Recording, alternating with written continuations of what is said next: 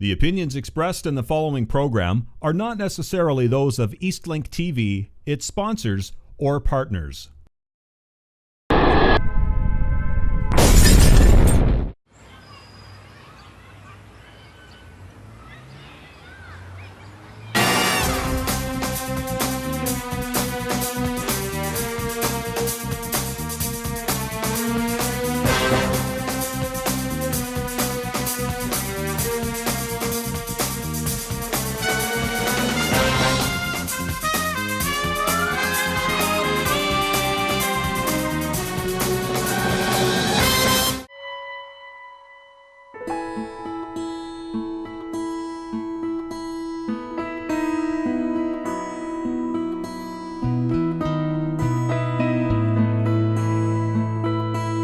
Your garden can turn an empty plate into a full belly.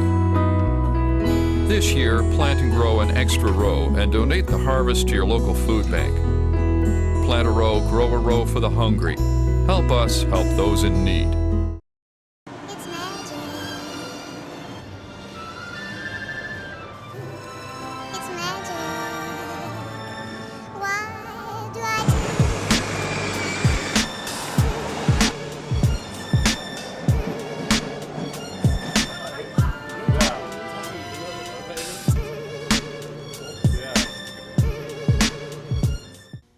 Hello everyone and welcome to the episode. My name is Sean McLaren and this is a very, very special episode of the episode because although we shoot at the very awesome SRO nightclub in lovely downtown Sudbury, I'm gone on assignment. This whole Occupy Wall Street thing has taken off around the world, with protests happening in major cities everywhere. Now, in an effort to cover this worldwide revolution, I'm here in the tough streets of Rio de Janeiro for 6 glorious days and 7 nights on a mission to cover the volatile Copacabana protest here at the luxurious Copacabana Palace. Now, it's a tough job, but someone's got to do it while all of you guys enjoy the brisk Northern Ontario climate in November. Paco! Paco! Donde está la biblioteca? I know she's hot, but man, this is the money maker.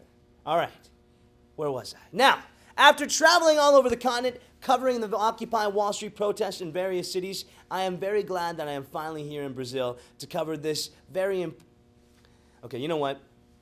I really can't lie to you guys, all right? Stephen Harper's done enough of that already, and I don't want to have to do this to you, okay? So I'm going to tell you the truth. The truth is, I'm a secret agent, and I'm sent here on assignment by Rick Bartolucci to spy on Andrea Horvath while she's on vacation. And eventually, I'll seduce her, and okay, that's a lie too. I'm sorry, I caught myself in that lie. You get on a roll and sometimes it's going. I apologize, okay? It's just that I feel really guilty about admitting to this because, all right, here's the truth, and I think I could tell you guys this. I haven't been covering any of the Occupy Wall Street protests. I was in New York, but it was just for a stopover, and I bought a pretzel. And I tried to pick up this really cute protester girl by showing her my 1%, and that didn't work out, so I just hopped on a plane to Copacabana. Because the real reason I'm here is because it's really, really, really cold in Sudbury. I mean, I don't know if you guys knew this, but it is super cold. It is my ex-girlfriend cold. I don't even know if I'm gonna get kicked out of Northern Ontario for saying this, but how does anybody actually have a good time snowmobiling and ice fishing? It's freezing outside. There's another reason why I'm here too. It's because the new Sudbury Center wants me to be their mall Santa this year. And I just don't have the heart to tell them that I'm not allowed near any La Vie en Roses or La Senzas across Canada. I mean, it was a big misunderstanding and I was never charged, but let's just say never have a panty raid unless you're John Belushi and you're in Animal House. It was kind of awesome, actually. But now that all these things are going on around the world and I'm here in Copacabana, I'm actually thinking I'm going to start my own little protest. I'm going to start a protest against rising pina colada costs and limbo contest corruption. They told me it was all-inclusive, but it was a lie. That's right, the entire world is getting riled up because of all these protests, and I agree. I think it's time to stand up to the man.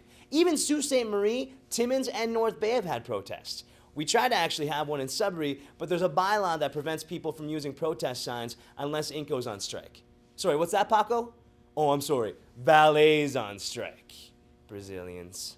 I'm sorry, guys. The reason why I think that we should actually be doing something is because we really want to stand up and fight for our rights. The other reason why Sudbury isn't having any protests is because, well, scientific studies have shown that my face and Alex's face on TV is kind of like digital Prozac. It's actually so effective that they started using it in the Kingston Penitentiary for their more violent inmates, which has led to a dramatic increase in marriage proposals and conjugal visits for me and Alex. But don't worry, ladies, we're all for you. All right, we'll make time.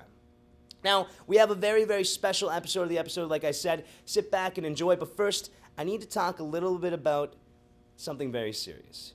You see, it's Movember right now, guys. And that means it is the time for us to grow our mustaches and show solidarity for the boys who are trying to fight prostate cancer. You may have noticed that there's an increase of dirty facial hair above people's upper lips. Some consider it awesome, while others realize that it's very dirty, and some people ignore it. I wanted to grow my own mustache, but the producers of this show told me that my mustache looks stupid. Thanks, guys. Words hurt. This means that it's time for the mustache to reign supreme, and I think that men around the world are doing their duty, so the ladies around the world should be doing their duty too. If a woman thinks that your mustache is gross and doesn't want to be around you, well then dump her. She probably likes Justin Bieber. But if a woman likes your mustache for you and likes you for your mustache, then she's a keeper. It could be a lonely time here in Movember for us men, but stay strong, gentlemen. Now I want to show you a little skit to boost the morale. I want to show you a skit about the mustache that could have been if I wasn't on this show.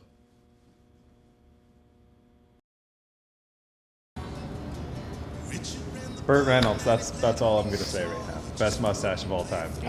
No, not even close. Not even. That's, come on. Seriously, that's ignorant. Tom Selleck. That's all I gotta say. Tom Selleck. Do you not even consider Johnny Depp? You know what? The slower you say it doesn't make what you're saying Have more you poignant. not It's- seen it's Pirates of the Caribbean? Absolutely Iconic ridiculous. mustache. Everyone knows it. Really? Halloween This is coming up costumes. again? I mean, seriously. Hey, that is Mike, absurd. Mike, this Johnny is you. Depp? This No. is you. This is what you look like right now. Ridiculous. I can't take you serious, man. I I- have no idea what you're trying to say to me. I have a white straw. It's a beautiful blonde mustache. You know this. I don't. I You've been clearly. growing this Why would I since know when? that? Since August? No, a few days. Did you spray that on? You know what? You guys are just jerks. Embarrassing. You guys know that there's a mustache on my face. You're rude. You know who can't grow a mustache on the other hand? Who, you?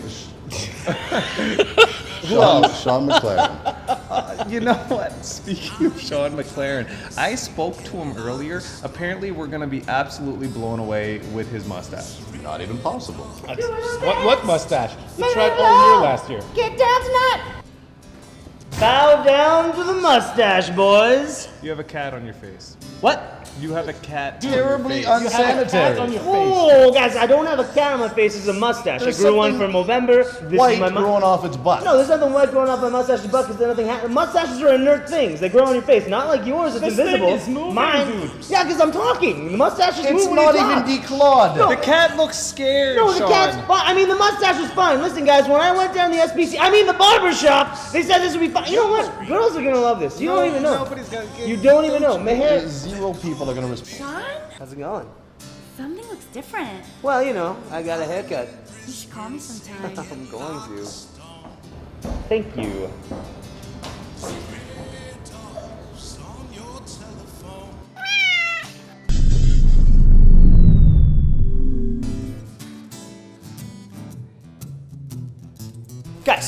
Guys, my mustache has rabies.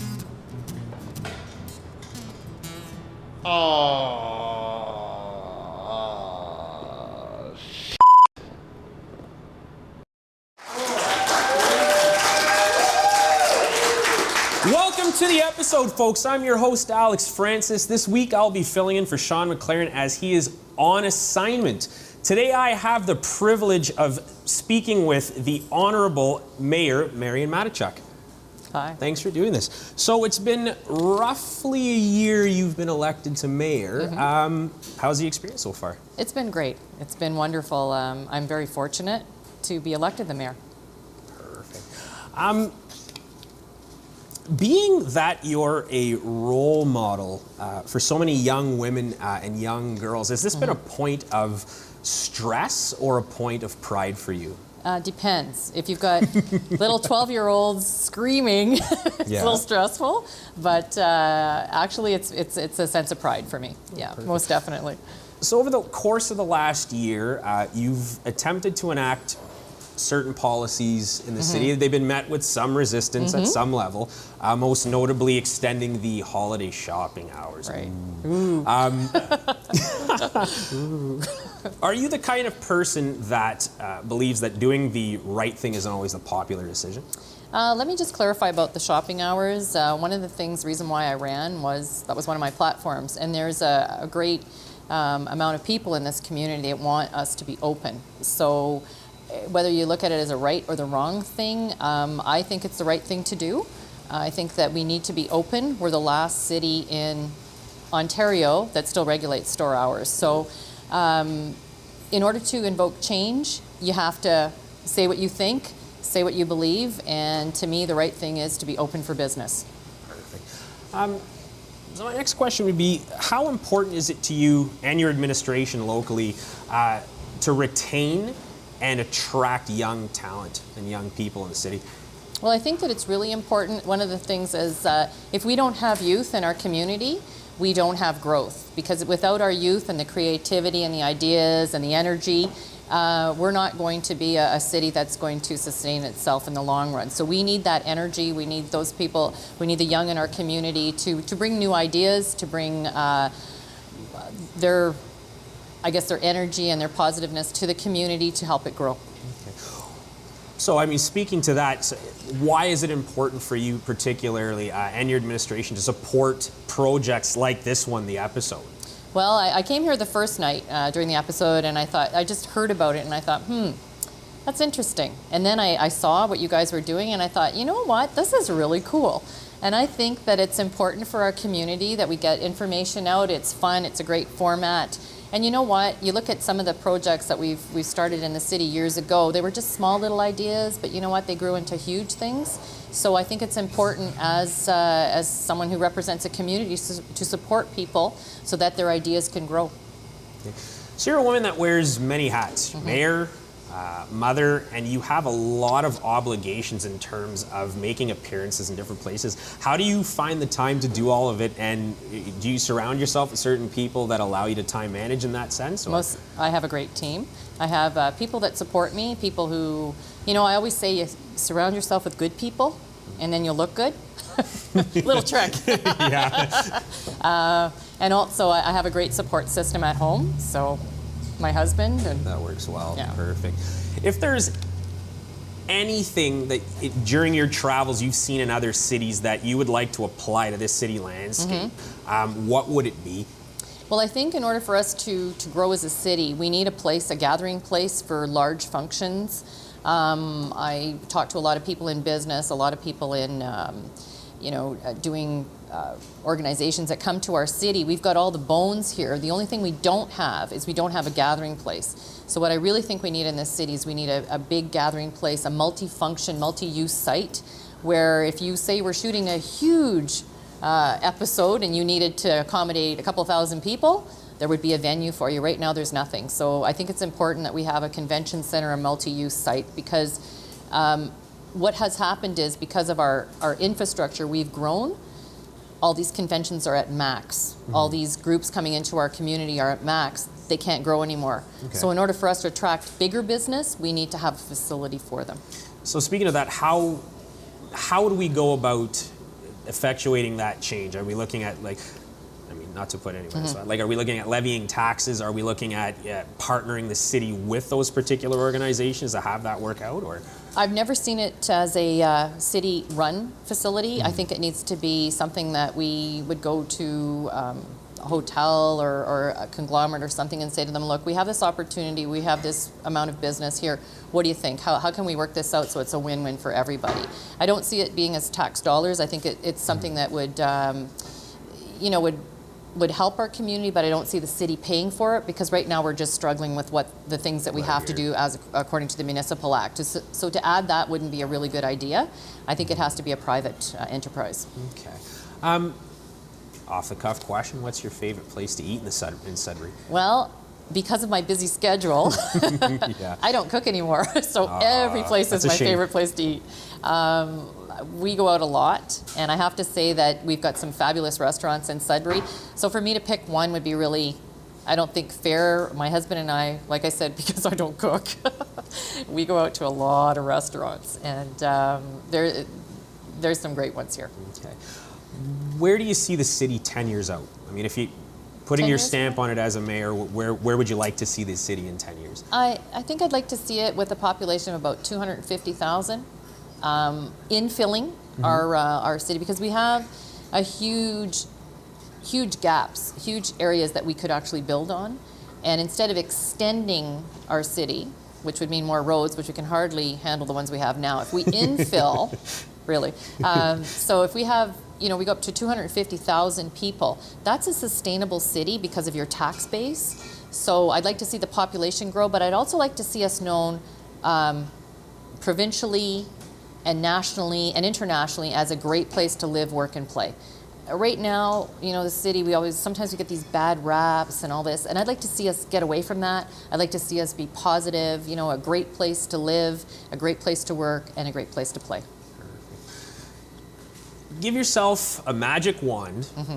If you could change anything about this city, no questions asked, drop of a dime, what would it be? Okay, you want the politically correct? Whatever you're comfortable with. Or do you either way, whatever you're comfortable with. Well, I'd have to say, I think one of the things, and it's a really small thing, but it really sets us apart, and I think it's the store hours. I think we need to go back and revisit that, because if you look at us as a city in Ontario, the last city to regulate store hours, it's very draconian, it's very motherhood, and it's basically dictating to businesses how to run.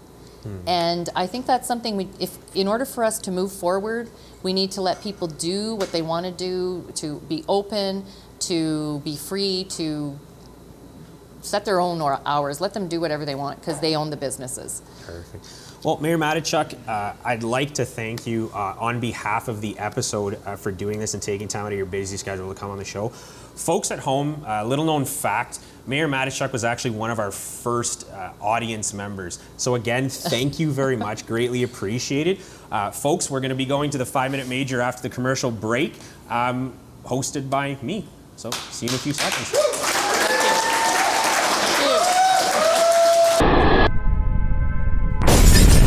This episode has been brought to you by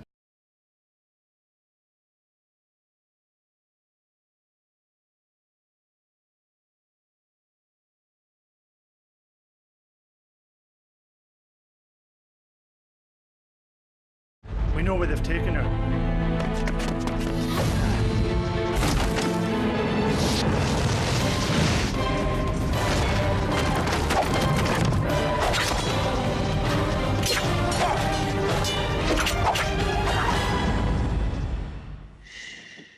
We are here to save the princess. But the princess is sleeping. Imagine what a little time can do for your family. And here comes the music.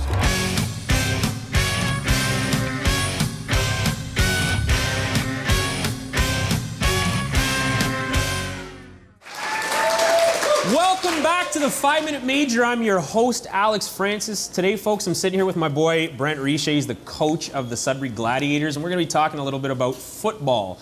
All right, Brent, let's get into it. All right, let's get so you're a big football fan, football coach. Yeah.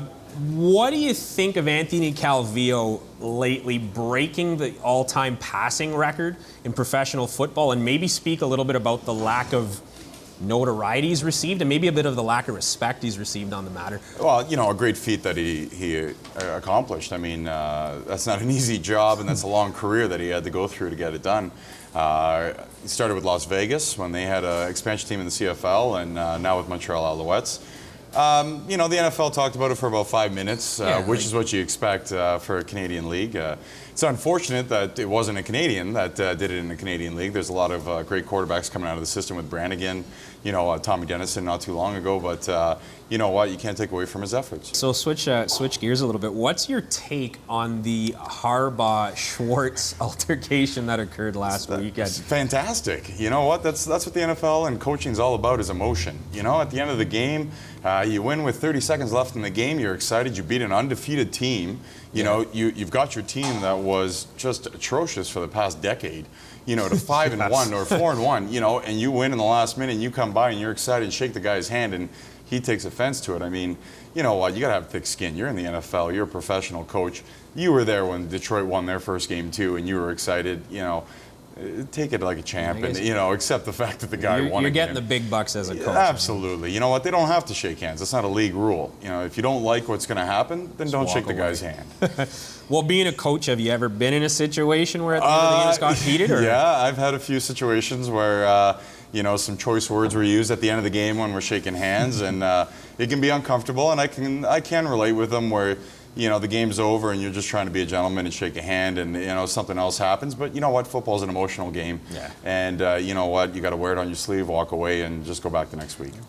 What's your take on the Philadelphia Eagles' supposed dream team yeah. and their basically complete lack of success, and they underperform? I couldn't be happier. Oh, really? I'm a Falcons fan. And Michael Vick. Michael Vick connection. Yeah, Michael Vick left a lot of bad taste in my mouth, and he goes over, and we get the 1-0 dream team comes to Atlanta, and my boys knock him off and take him out of the game, actually. You know what? In all things, you can't buy a team. You got to build a team, and my team is a perfect example of that. Atlanta through the draft with Matt Ryan and all these kind of guys. You know what? You build a team, you don't buy one, and right now Philadelphia is in real trouble. Taking their lumps. Yeah. Andy Reid's known as a bit of a freewheeler. So, do you think that any of the coaching changes that he's put through have had an effect on the way the team's performing, or is it just the talent? You got to question why your O-line coach is now your defensive coordinator, and you're sitting there at 1-4. Yeah. Obviously you got to make a little bit of a change. Yeah. Andy Reid's a fantastic coach. They had a bye week, and mark my words, they're gonna make some steam coming up. So Tim Tebow, is kind of a polarizing figure in Denver. Coach of Florida, much famed quarterback at Florida. Yeah. Gets drafted by the Broncos, and then this past week gets promoted to starting quarterback. What's your take on that? You know what? The poor kid. He no matter what he did in college, it wasn't good enough. He wins a national title, and they say he's not a quarterback in the NFL. He gets to the NFL, he wins some games as a starter, and they say he's still not a starting quarterback. Now it's his time again. You know what? I hope the kid does well. I really do. Just give him a chance, and you know what? He'll get a chance, and you watch. They'll win a game with that guy. Perfect. Who are your favorites for the Super Bowl, and who you think is going to win? Early. You want to be the champs, you got to beat the champs, and right now the champs are 6-0. Green Bay, it kills me to say it, they beat my boys, but they're coming out of the NFC, and if you think New England's not going to be there, you're crazy. It's going to be Green Bay, New England, and Green Bay's going to take it. Green Bay. For the record, folks, I got New England. We'll agree to disagree on that one. Yeah, that's fine. Brent, your 5 minutes is up. Thank you very much Thanks for doing this. Me. I appreciate it. Folks, if you have any questions about the Sudbury Gladiators, you can go to sudburygladiators.com. Or if you have any questions about the show, you can go to theepisode.ca or go to the basically facebook.com/the episode show. Now from a word for our sponsors. You've probably seen this before. Hide and seek? Well, sort of. Kids will often withdraw when their needs aren't being met. I know. It would be easier if they just walked up and said, "Hey, I'm feeling like I need a little one-on-one time." But kids have their own language, and it's up to us parents to learn it. Once you figure out how to speak your kid's language, well, you don't really have to say much at all. A thought from the Church of Jesus Christ of Latter-day Saints. We know where they've taken her.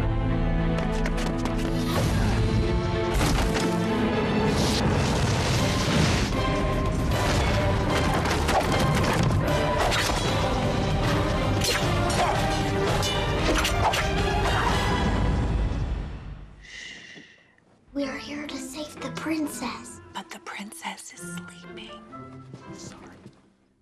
Imagine what a little time can do for your family. Welcome back to the episode, folks. I'm here with Lori and Jesse. They're about to treat us to a wonderful performance. But first, I don't know about you guys, but I actually like watching random videos online of people just doing absolutely crazy things. I actually wanted to make mention that if you guys have any videos of your own at home, you guys are recording stuff on your portable phones, little cameras, send them to the episode. We'll air them on the show. Right now, however, we're going to throw to a video of somebody, a family member of the episode. You may recognize him once you see him.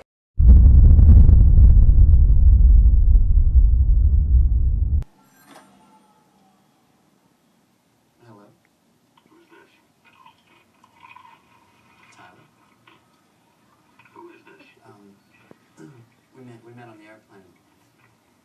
same suitcase? The clever guy.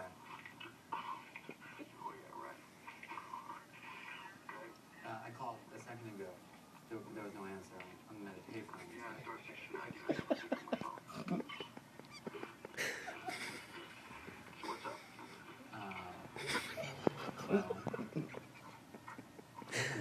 What are you doing?